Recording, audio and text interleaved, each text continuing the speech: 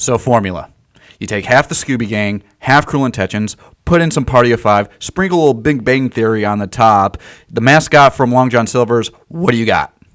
Buffy the Vampire Slayer eating Long John Silver's with the X-Writer from WWE on Dawson's Creek. Close, but definitely wrong.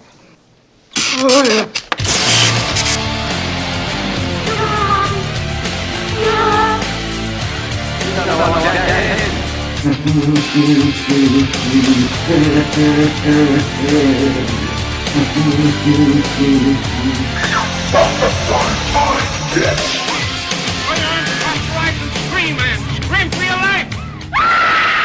To a new world of gods and monsters. What was that? I don't know. Oh my God! What the hell was he doing out here? It's manslaughter. We're gonna fry no matter who takes the fall.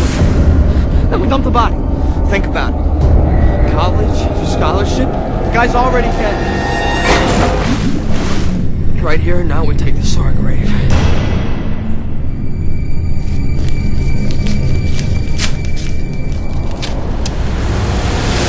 Somebody sent this to me. Oh my God. Come on, Julie. How do you know this is even related? You did a lot of things last summer. Yeah, well, only one murder comes to mind. We didn't murder anyone. But what if he didn't die? Hello? What if he's still alive?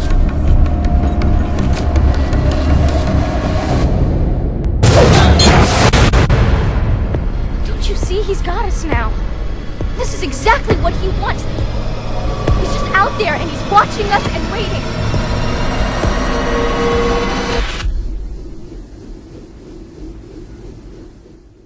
Okay, you psychos, welcome to the Scarifyer podcast, your thanks for all things horror and pop culture. I'm the Ace. I am the Gov. And this is I Know What You Did Last Summer.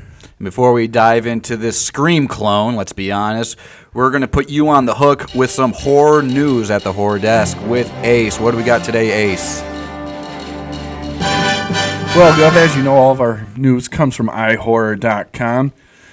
You know, a couple big things going on in the world of horror to check off the list. Apparently, we need Deep Blue Sea 3. I didn't even know there was a 2. There was. So there's a Deep Blue Sea 3 in the works, going for Netflix. The Genius Sharks are back and will follow Deep Blue Sea 2, which was a straight-to sci-fi released movie. Hence And why I never knew it existed. yes, and it didn't do very well, so apparently we still need a sequel to that. Yeah, okay. Moving on. After what seemed to be at least 20 or so teasers, we finally have the official trailer to American Horror Story 1984. Really? The official one. Not a teaser anymore. That's on our social media. Go check it out. I'll have to check it out. And we got some Halloween news. And as you guys know, that Halloween is my franchise. So some cool stuff to report. First off, John Carpenter has confirmed that he is going to be back The legend. to score Halloween Kills and Halloween Ends. Yes. So if you guys haven't listened to the Halloween 2018 soundtrack, I strongly suggest you go listen to it. Did an amazing job. Made the movie. Incredible listen. Carpenter's brilliant. And in probably the biggest news in Halloween thus far, since, I don't know, announcing that 2 movies were going to come out back to back. Yep. Anthony Michael Hall has joined the cast, and he will be Tommy Doyle. This is very interesting. Very, very interesting. Hot topic, too. So he's going to be Tommy Doyle for Halloween Kills. It's worth noting that Paul Rudd was approached to do this movie. Yep. He was interested, but thanks to Marvel, one can only assume his schedule will allow him to be in the movie. So he passed on the project, and, you know, talking about, you know, one-upping your game. Yeah. You know, Anthony Michael Hall, I think it's going to be a really good fit. I'm actually okay with this. When when I heard about this casting, the first thing that popped in my mind makes sense. I could see it. My question is, I can understand Paul Rudd not being able to do the movie. Those Marvel guys, keep a tight leash and have you booked for years out. But my whole thing is, if he had said yes, and if he was in the film as Tommy Doyle, he would be, in fact, reprising his role as Tommy Doyle from Halloween 6, with the point being that a movie from 2018 that worked so hard to erase continuity with the Halloween sequels, it almost seems like with these follow-ups, they want to work hard to put the continuity back. Because you can't say that that's going to be an unconnected cameo or homage or something. You got the guy who was the adult Tommy Doyle coming back if it worked out for them. I disagree because, it's Tommy Doyle in name. This is a different Tommy Doyle in a different storyline. Yeah, but I mean, it's not like one of those Danielle Harris situations where, obviously she was Jamie in 4 and 5, and then she comes back in Rob Zombie's movie, and it's kind of like wink, wink, nod, nod. You know who she is, but she's a different character. This time you got him playing the same character. Right. You know what I mean? Unless it's a total Jamie Lee Curtis situation where, H2O and Resurrection didn't happen. Well, again, but he's not. He was not as impactful to the series as she was. She is and was the series. There's something to be said there, but I don't know. I think Paul Rudd would have done a great job with it. Again, I look at it as this is a new story, new storyline. A lot of the geeks out there hate that. Yeah. I think it would have served as a good homage to Halloween 6. Mm-hmm. But, it would have actually really tested Paul Rudd and his acting ability to how much could he really change from that movie. He is a great dramatic actor, but he has made a name for himself in comedy. I kind of feel like they would have made Tommy Doyle a little bit more goofy to... We'll see. But again, Anthony Michael Hall, good choice. When I first initial reaction to that, I thought that he might be a little too old for Tommy. But hey, I don't know. I think that the age matches up with years. I think he would have been probably like around 10 years old in 1978. Yeah, maybe. You never know. I support the casting too, though. I think, I can't get Paul Rudd. We're moving over to Anthony Michael Hall. Makes sense. Yeah, they definitely didn't downgrade. No.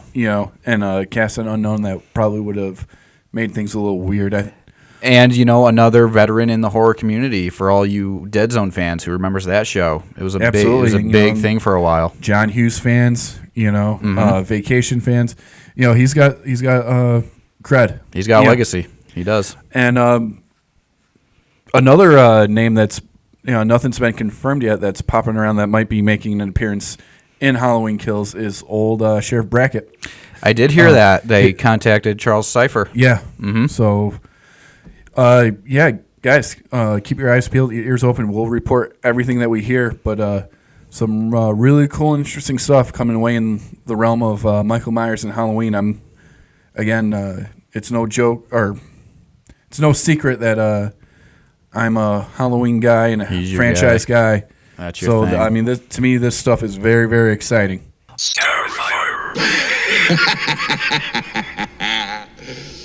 So yes, Psychos, we in honor of the finale or the coming to an end of the 2019 summer, we thought that it would be appropriate to take a look back at I Know What You Did Last Summer before we get into our favorite time of the year, Scarifyer's first time of the year, our first fall, our first Halloween season, which we got a lot of cool stuff coming your way, a lot of cool stuff planned.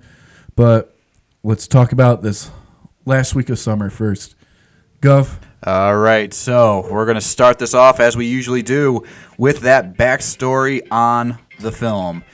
Based on the 1973 novel of the same name by Lois Duncan about a group of teens who are involved in a hit-and-run accident with a boy, I Know What You Did Last Summer was a screenplay penned by Kevin Williamson and was rushed into production after the massive success of Scream. Williamson took elements from the urban legend The Hook and updated it to a modern audience.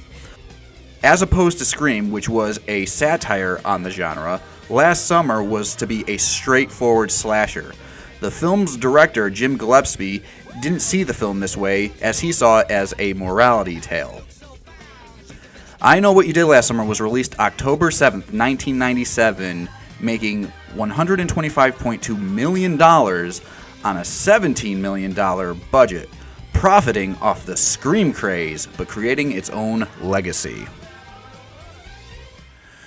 So definitely we can attribute the success to the 90s slasher boom created by Scream, 100%.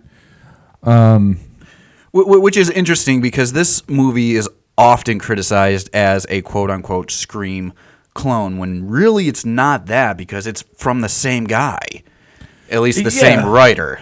I mean, I don't know if he saw it as just he wanted to do a follow-up in the same vein, just to, have lightning strike twice or whatever, but that's the kind of shade that's been often thrown at this movie. It's like they just did Scream again with different Party of Five actors. Yeah, I mean, again, you get into this realm. It is a carbon copy of Scream in the sense that you got all those, teen sitcom stars in the movie. Mm-hmm. It's a slasher movie. Yeah. Very meta. Yep. Very satirical in the genre. Mm-hmm. It is essentially a Scream ripoff. Not in the sense that it's ripping off the same story, but kind of following the same formula, kind of like what Halloween did with the slashers. Sure. Mask in some sort of bladed weapon. Yeah. And teenagers running around. So I'll throw this analogy at you. Is this to Scream as Friday the 13th was to Halloween, you think? In a concept, conceptually, yes. Yeah. Successfully, no. No. I mean, because Friday the 13th still lives today. Right. It's one of the greatest horror franchises of all time. Mm-hmm. Not so much said for I Know What You Did Last Summer, even though there is talks of at one point there was talks of a reboot of a movie. Yep. More recently, they're talking about doing a TV series, much like they did with Scream. Scream, exactly. Following Scream again. Yeah. But even still, Scream to this day is held on a very high pedestal in the horror movie realm. Yeah.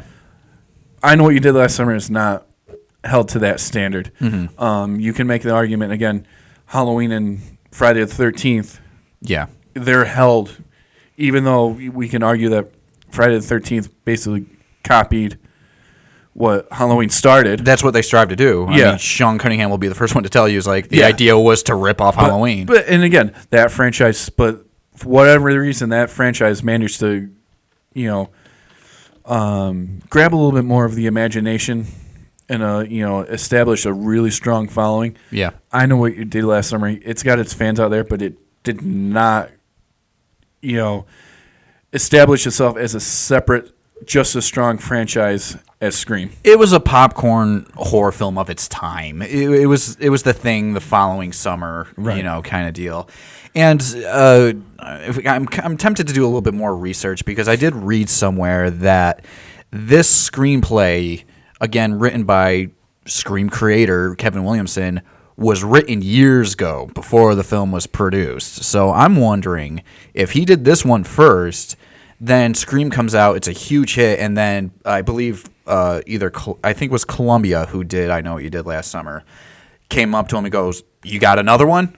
And he's like, "As a matter of fact, I do. Let me dust this off." I mean, very well could have been like that. Right. I mean, and more often than not, and we hear about it all the time with, studios and telling a director and telling a writer that they want something different than what they really got, and it really affecting the outcome and the product. Yeah. It's just strange because usually filmmakers want to do something vastly different than what they what they previously did. I mean, it might be different for writers because he wrote the two things, and we know at the same time he was developing his TV show, which is Dawson's Creek. Right. You know. I mean, again, like you said, I think you said it, or maybe we were talking before the show that this movie did change drastically during the production because Williamson wanted to make a legit horror movie. Yeah, he wasn't going for satire with this one. Which Scream was not. Scream was satire. Exactly. Realmed in horror. Uh-huh. So yeah, I see what you're saying. So maybe he was like, let me take a real crack at this genre. Yeah. And do it legitimately. The issue with that, though, is apparently they had different visions between Williamson and the director, Jim Gillespie. Which you can see it, as I said in the backstory, Williamson wanted to do a straight-up horror film, a slasher film, what have you. He wanted to do a morality tale, and you see that unbalanced in the film, in the final product. Yeah. Case in point, there's no blood, and which was a conscious decision on the director. Well, I mean, and there's very little body count. I mean, 3 people at most die? Okay, but here's... my argument about blood is you don't need blood to make it good. There's no blood in Texas Chainsaw Massacre. Mm-hmm. Very little in Halloween. There's not a high body count in either of those movies either. Mm-hmm. So, I mean, because, we get down to it, Halloween 3? Yeah. Mm-hmm. Texas Chainsaw Massacre 4. Mm-hmm. I mean, well, in Halloween terms, they did amp up the gore into in 2 they did, but the first movie certainly not. Oh no, not at all. And that's what I'm talking about.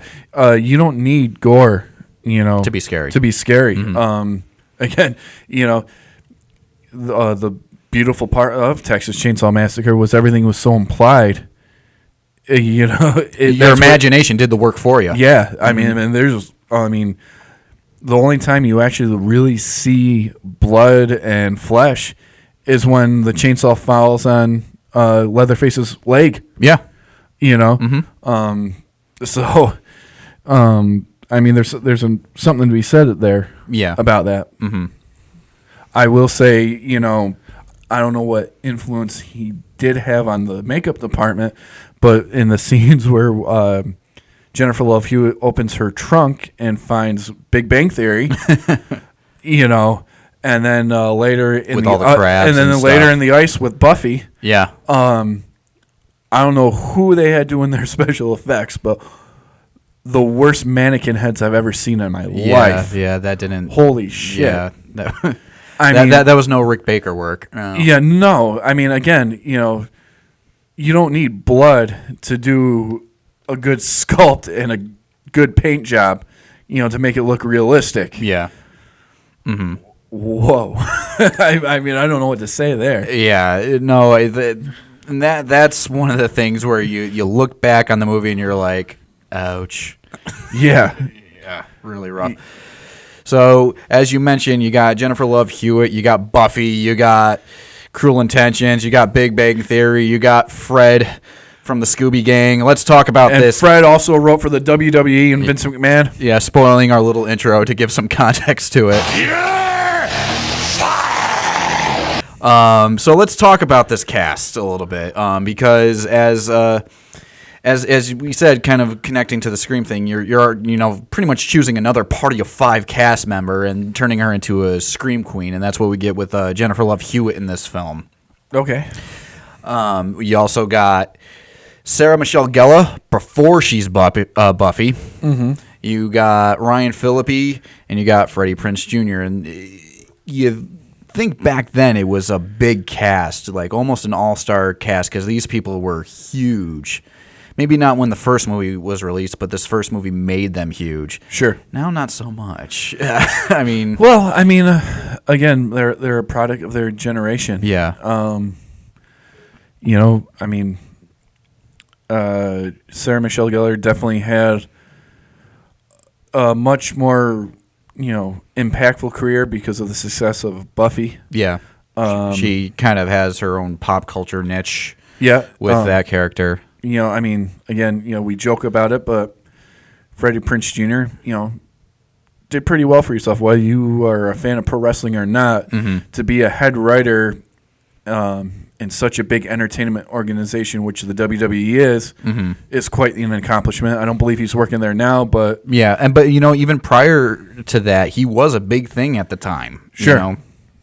They put him in a lot of things.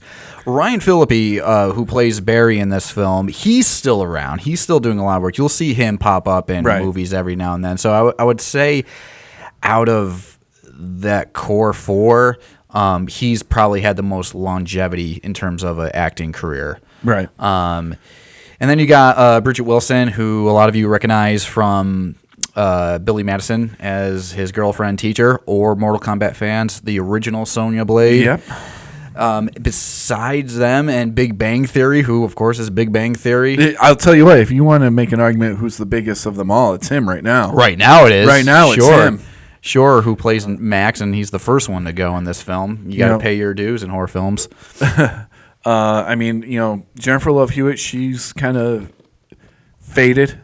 I mean, you'll see her pop up every once and again, but Well, she had a successful thing, wasn't she the Ghost Whisperer or something like that? She had a show.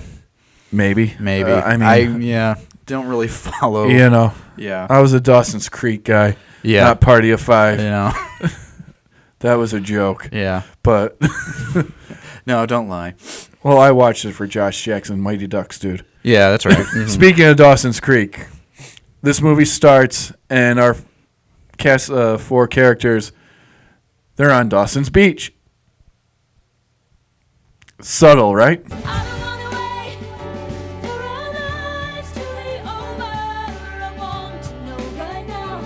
But in terms of the cast, you know, there's really not much to say about them. You know, they're a group of, you know, young actors trying to get into that horror movie craze and, you know, making Jennifer Love Hewitt the next Scream Queen, as they did with Neve Campbell the year before. And, you know, I think they all did a solid job with what they had and what they were supposed to do. Oh, Whether they're more, I don't think they're as memorable as the characters from Scream. I mean, certainly no Deputy Dewey or Gale Weathers here, but I don't know. You know, this is an area to be debated because, you know, maybe it's not their performance, their performances per se, but definitely issues in the story and how these characters portray themselves. Yep. Meaning, we'll take Jennifer Love Hewitt, for example. She's not a typical Scream Queen, but, like, you don't like her. You found her unlikable? In the very beginning, before the accident, where they hit the guy, like, you know, she was fine, I guess. So when she was supposed to be the normal teenager, she was, with her future ahead of her. Yeah, she was fine. But from the moment that they hit the guy and they have their fight on the side of the road, she's annoying, man. I mean, she does become very stoic and serious in the film throughout. I mean, like, I don't know. I found it really hard to, like, want to like her, and she becomes our final girl. Yeah. I honestly, it kind of flip-flopped. I didn't like Sarah Michelle Gellar in the beginning because she played the typical stuck-up beauty queen, which she was supposed to be. Yep. And by the time we see her a year later, she's completely humbled. Yeah. And Girl Next Door, which is what I think Jennifer Love Hewitt was supposed to be, which Sarah Michelle Gellar is now. Well, I mean, it's a difference in characters because if you think about it, Jennifer Love Hewitt's character, Julie, she is that girl next door at first. You know, she's bright, she's very smart, she's about to go to an Ivy League school. And then she's just, her entire life comes crashing down and she's just broken inside. So she's just like a shell of a human being. She's not really living life anymore. Right. Versus Sarah Michelle Gellar, who's playing Helen. she is that egotistical, very arrogant beauty queen who's going to save babies and heal the world and become the biggest movie star and teach people about art and life and stuff like that. And she, as you put it, gets humbled to where she's got to work for her dad in her dad's store, and she's just, so I feel like it matches. I feel like it matches perfectly compared to what they set up to begin. I mean, yeah, I get it where you say it, man. What I'm saying is, when it comes to the stereotypical final girl, in horror movies, especially the slasher movies, you have that connection that you like her and you want her to win by the end of the day. Yeah. I didn't get that with Jennifer Love Hewitt by the end of the movie. Mm-hmm. I was more annoyed with her overdramatic, rants. The screaming scene. Yeah, I mean, which has been parodied and everything. And I mean, let's talk about the screaming thing. Who are you talking to? The wind. Yeah, not only that is, I mean, not one neighbor couldn't come out and say, "Hey, shut the fuck up." Exactly. Yeah. Or I love if a car just came up behind him and started honking at him. Get on the fucking road. Yeah, I mean. Will you shut up? No, yeah, that's an unintentionally hilarious scene, and right. It was on every trailer when the movie was coming out. It was, and it was everywhere, yeah. And so much that they recreated it in the second one. I know. This time it was raining. Yeah, yeah, and they were in the Bahamas. It was so good they had to redo it. Really. And again, but I mean that scene aside, she's just so intense about every little thing when the other three characters are just kind of like move on with your life. She's the one really driving the nail into the coffin on this thing. She doesn't let up. I don't know if I agree with you 100% about making her the weak link or anything like that. I think, however, I will say that's how I feel about Freddie Prinze Jr. as Ray. Yes. When they tried to turn him into the big hero at the end, and he was so weak in this movie. Not a good performance by Freddie Prinze Jr. No, and I understand being a young actor, you're getting your teeth cut and stuff like that, but that's fine. But to make him, again, like I said, the hero at the end, they also try to give you a red herring that it might be him and stuff like that. That did not work at all. Well, here's the thing. They tried to make you think everybody was the who's killer. writing the letter. At one point it was Big Bang Theory. The next second it's Adam Sandler's girlfriend. The next second it's Fred from Scooby Doo. Well, at the end that's what they're saying it's supposed to be. Like she won't trust him to get on the boat and stuff like that, and it didn't work with how weak his performance was throughout the entire movie. And then we're supposed to buy either A, he is the one writing the letters, or the fisherman, whatever you want to call it, or he's the hero. Neither one works, in my opinion. Right. Talk about your weak links in the cast. Okay, so let's talk about kind of how this plays out. So so they hit the guy. Yeah.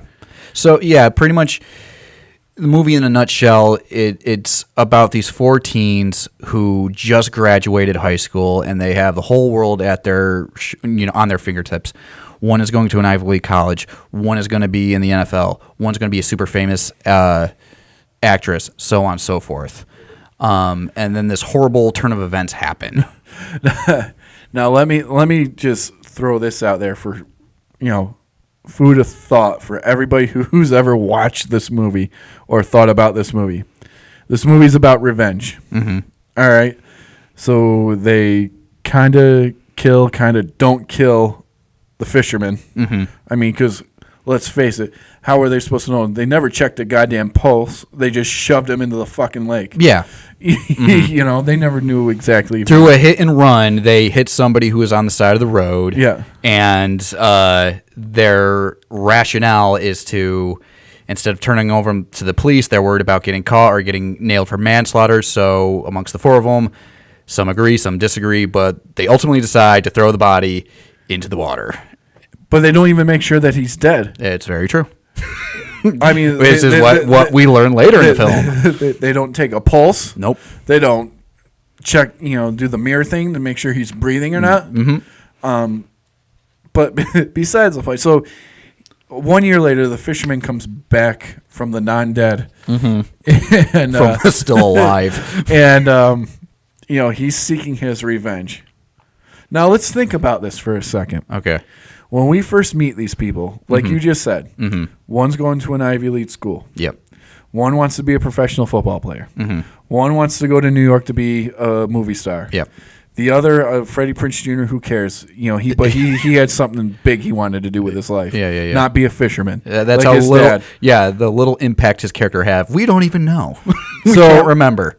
So go with me. So now a year later, these 4 people's lives are in shambles. Yeah. They're destroyed. Mm-hmm. The beauty queen is working in her alcoholic's father's shop. Yep. Freddie Prinze Jr. is a fisherman that he didn't want to be. Isn't it ironic? The football player is getting drunk every day in his rich house. Yep. And Jennifer Love Hewitt can't make friends in college. No. Revenge has happened. The fisherman has got his revenge. These people's lives suck. They hate everything and each other. So you think killing them would almost be a favor? I mean, seriously.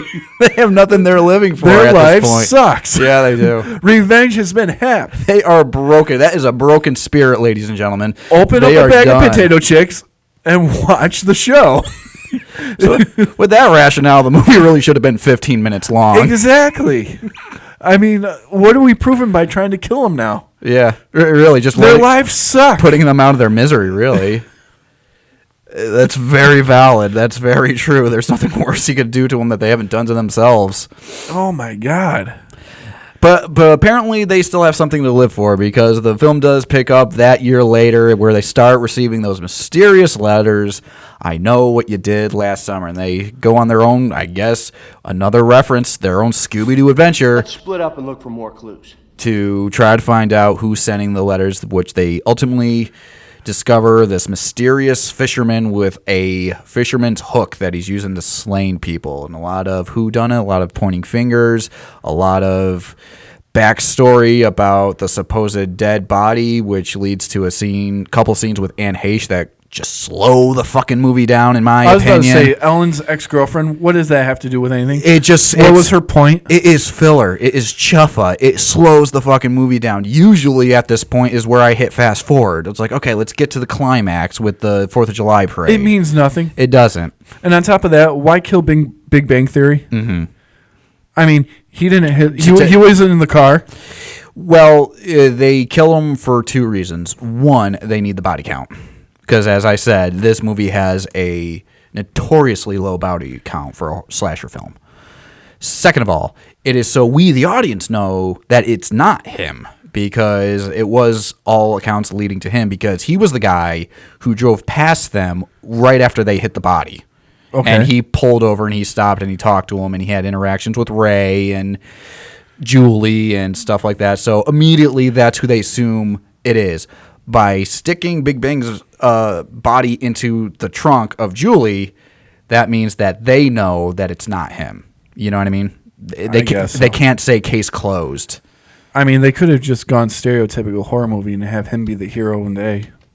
Oh, kill Freddie Prinze Jr. and have him save. I mean, what a twist. Have him say, yeah. Mm-hmm. I mean, he's obviously after her from the very start. Yeah. But he's played off not unlike his character from Big Bang Theater. He's just the big dork that nobody likes. So yeah, and then you get to the climax of the film where it all takes place literally 1 year later from the events, and this is where the fisherman's going to have his day. He kills off Barry and Ellen, and he pursues Julie. And Freddie Prinze Jr. as Ray gets the save at the end. He gets to be the big hero, and him and Julie rekindle their romantic high school relationship that was in a matter of 30 seconds. Which I guess that's all you had to do, because Julie points out that it was part of Ray's decision to dump the body a year prior, which is why they split up. I guess all he had to do was really kill the fisherman. Yeah. for everything to be okay. Yeah.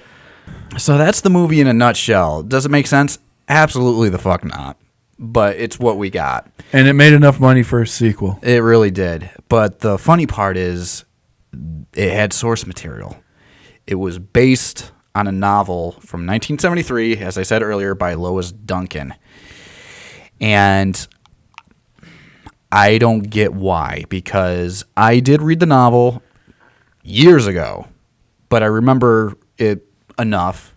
It is nothing like this film. The novel is more of like a teen mystery, kind of like your Hardy Boys or Nancy Drew. No one dies in it, and except for the person who gets hit in the beginning. Mm-hmm. And it's seriously that. It's a searching around, figuring out who done it. And surprisingly, Lois Duncan hated this film. Well, Shocker. I mean, I can't imagine why. If, you know. And another thing that she did in her novel, unlike the movie, is her characters weren't broken.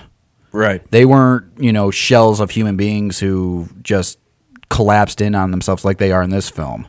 Right. They're obviously guilt-ridden, but they're trying to move on with their lives. They have acknowledged it's just an accident. Right. But then they start getting these letters. Well, I mean, and, going back to them, finding them broken a year later, and we'll get back to the book in a second, but another thing I think this movie failed is, like, they show no fallout amongst them. Mm-hmm. They dump the body, and it seems like they're still kind of with it together. Yeah. There's no fallout, and there's no explanation as to what happened to them over the year. Yeah. Why did their relationships with each other completely deteriorate? I mean, yeah, we can, we're led to assume that it was because of the cover-up that they just couldn't tolerate being around each other. Sure. But there's no, like, anything to kind of any meat and potatoes to it. There's no nothing. You know what the worst part about it, and this goes exactly to what you're saying, is what happens at the very end of the film when they're saved from the fisherman. The fisherman's supposedly dead again, which the character's name is Ben Willis. And the cop goes up to Jennifer Love Hewitt and Freddie Prinze Jr., and he asks, is there any reason why you think this man would be after you or trying to kill you, whatever he says? And they look at each other and go, no. They've learned nothing. There is no character arc. So not only, as what you were saying, there's no rhyme or reason for them to be the way they are, they also don't learn anything. Exactly. They commit the same crime again. If they had said yes or did something else to actually show that they improved or grown as a character, might be a different story. But they learned nothing. Right. And what that turns into is that all they really cared about is that they could be happy. Right. And have this guilt shed off of them. Why? Because he tried to kill us after we supposedly killed him. Right. So that made everything okay. Sure. That's what pissed me off about the ending of this film. Right. They learned nothing. So back to the book. I mean, so the book does have someone getting struck by a car in the beginning. What about the notes? Does that have anything to do with the book itself?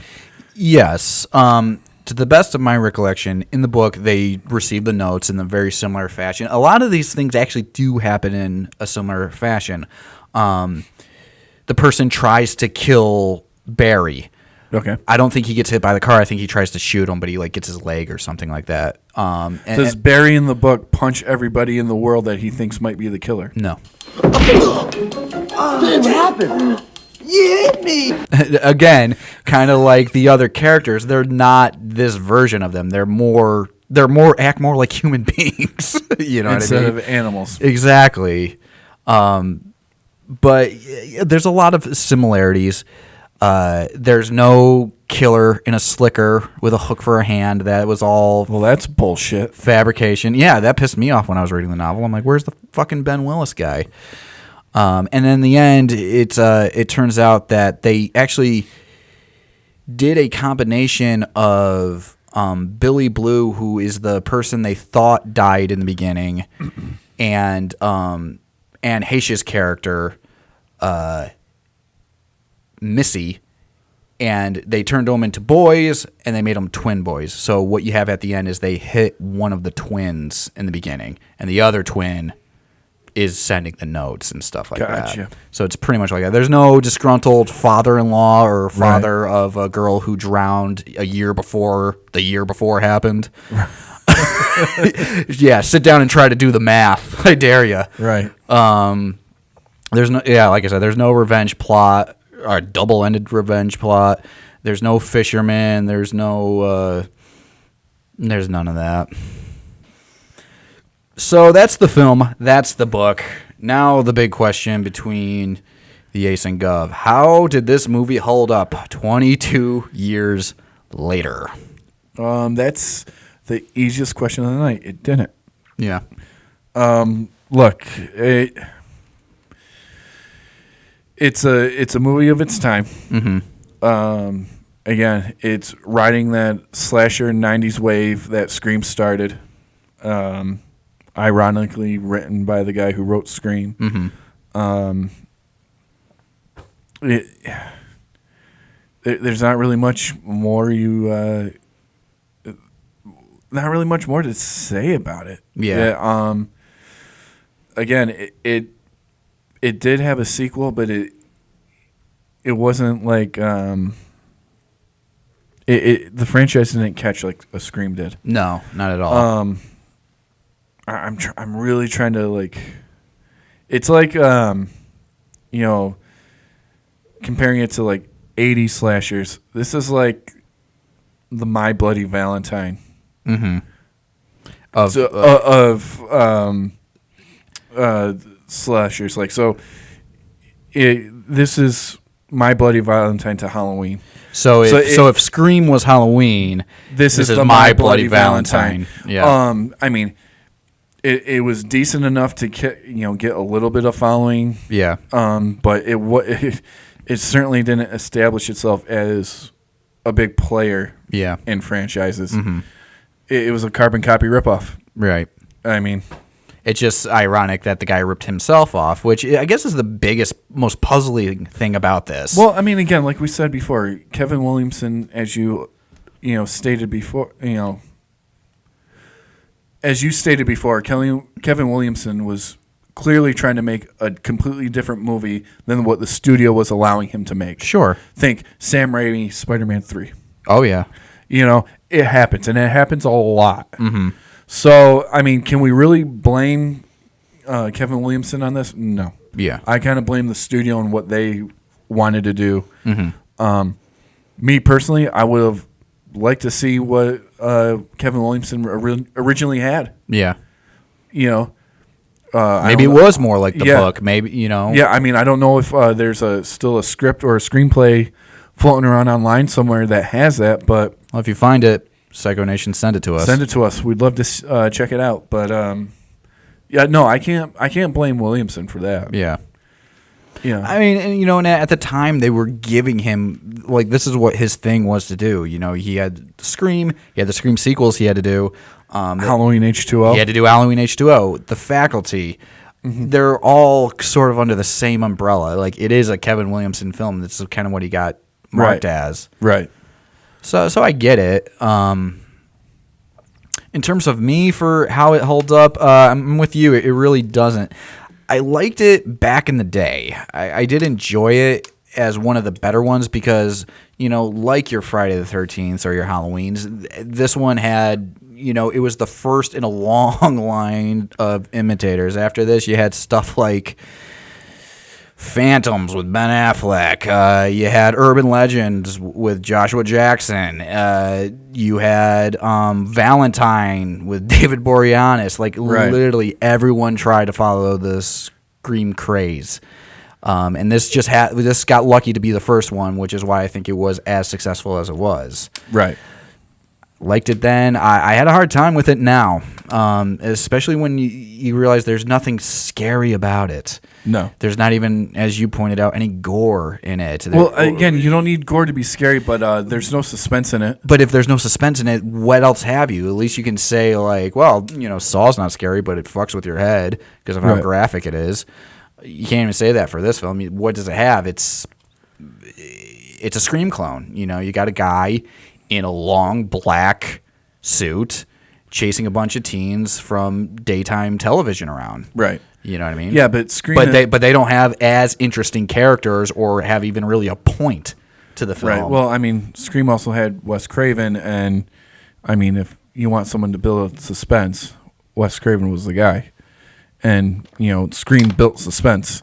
Yeah. This movie did not build suspense at all. Mm-hmm. You know, and again, you didn't need gore to make it scary, but man, you know, what effects you did, you needed to knock out of the park. Mm-hmm. And the effects in this movie, god awful. Yeah. I mean, just terrible. Yeah. So not something you would revisit anytime soon. No, not unless we have to. Yeah, I mean, it's not gonna. It never was, and I don't think it will become a staple that I watch around Halloween time or even in the summer, because that's the whole point of this. It's not a 4th of July classic. Nowhere near Jaws, even though they tried to recreate the Jaws beach scene in the beginning. Right. Touch a little bit on the legacy. We won't go too far into it because who knows what the future holds. It does have a sequel. I Still Know What You Did Last Summer. And it had a straight-to-DVD sequel, I Will Always Know What You Did Last Summer. And the less said about that one, the better. I didn't even see that, nor did I know it existed. I mean, I might have heard of it when it first happened, but... memory escapes me. You thought this one was bad. This one, you will turn it off or throw something at your TV, whatever comes first. Yeah, I mean, well, but again, there's still some life in this franchise, like I said earlier. There's big talks about a TV series of some sort. There was also a rumor that Blumhouse might get their hands on it. Yep. Because I guess they acquired the rights to this around the same time they also acquired the rights to Scream. Right. Again, coincidence. So, yeah. Well, I mean, if they do something with it, hopefully it's good. Mm-hmm. Not dated like this movie is. Mm-hmm. And, you know, they put a little more effort into what they want it to be. Mm-hmm. I mean, again... You can't really have it both ways. Do you want it to be scary or do you want to be satirical? And listen, you know, as far as I know, you know, as far as I'm concerned, there's only one person who's been able to do both, and that was Wes Craven, and he's no longer with us. So find something else to kind of find another direction to take it. Well, I mean, that's why he was the master. Yeah. All right, so before we get into our ratings, we want to see what you people out there have to say about I Know What You Did Last Summer.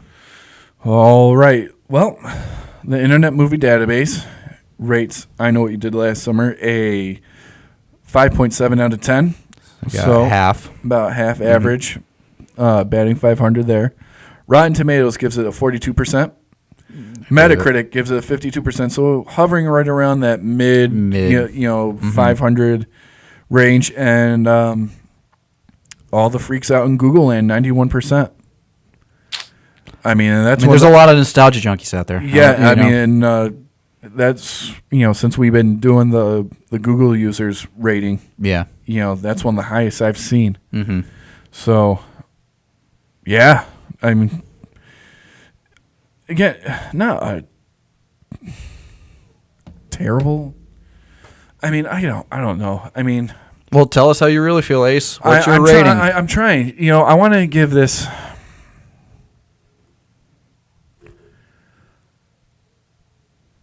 I want to give this movie. I can't decide between a 2 or a 2.5. I'm having a hard time. What's really pushing it to that point, the extra half a point. Yeah.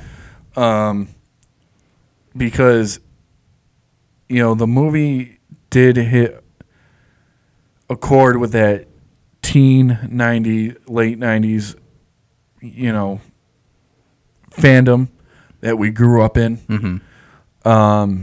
Again, the fact that they're still talking about making something today means that it meant something. Well, see, there's movie as a whole, though.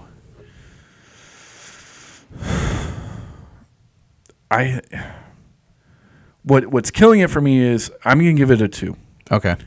All right? Because, and I give it a 2 based on that Sarah Michelle Gellar, Jennifer Love Hewitt, and Barry, his name's Ryan Phillippe. Ryan Phillippe gave decent performances. I think that the Fisherman Killer could, he didn't live up to his potential, but I think that could have been a really scary horror movie slasher if treated right. I think the concept of the movie, even though it wasn't executed properly, was good. Yeah. So I'll give it a 2. So, in your opinion, another movie with those well-intentions. Well-intentions, a few good performances. Yeah. Just, they came very short of what they were trying to accomplish. Yeah. I mean, I'll give it the extra half. I'll give it a 2.5. Mainly because I don't disenjoy this film.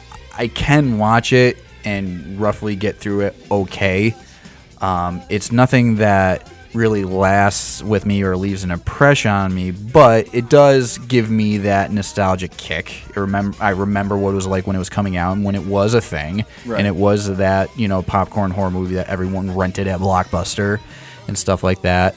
It had, I'll agree with you, it had some solid performances. It had some interesting characters in it that were never nearly fleshed out.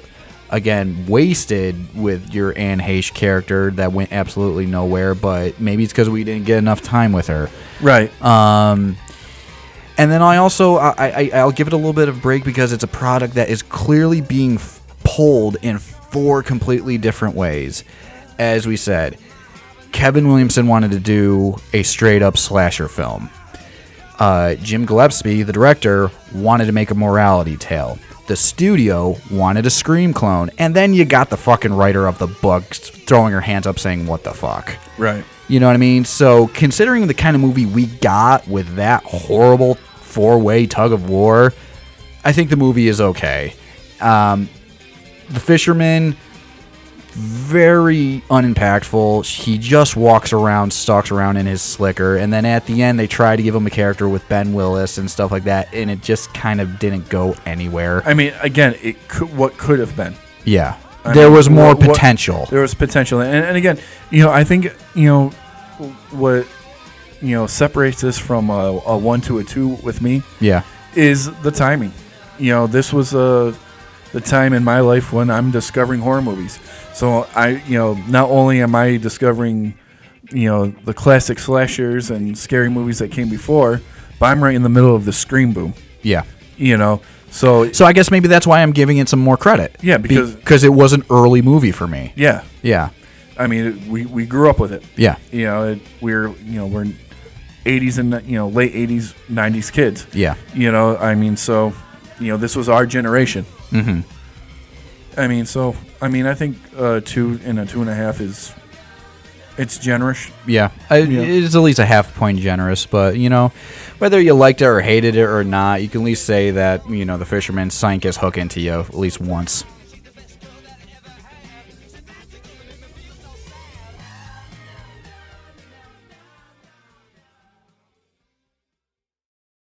All right, Psycho Nation. So I Know What You Did Last Summer marked the end of this summer we had. It's a cruel, cruel summer.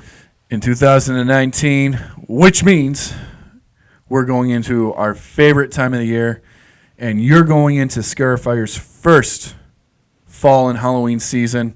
So what way to kick it off? Oh, I can't wait. With... What is it? What is it? Mm-hmm. 666. Oh, fuck. Now, hear me out, Gov. Hear me out. So here's what I'm thinking. We kick off this Halloween season with Halloween 6, The Curse of Michael Myers. Oh. But we get really into The Curse of Michael Myers. We're going to compare... You're going to say it. And contrast... You're going to say it. The theatrical version versus... Here it comes. The producer's cut. This is going to be fun. should have known when we were talking so much about Paul fucking Rudd. Didn't we just deal with goddamn Daniel Farrens with The Haunting of Sharon Tate? Come on! Well, you know what? We love to shit all over him, so we're going to shit all over him again. Right. So next week, Psychos, Curse of Michael Myers, the producer's cut versus the theatrical version on the Scarifyer podcast. And remember to like, share, and subscribe all our social media accounts on Scarifyer. See you in the fall.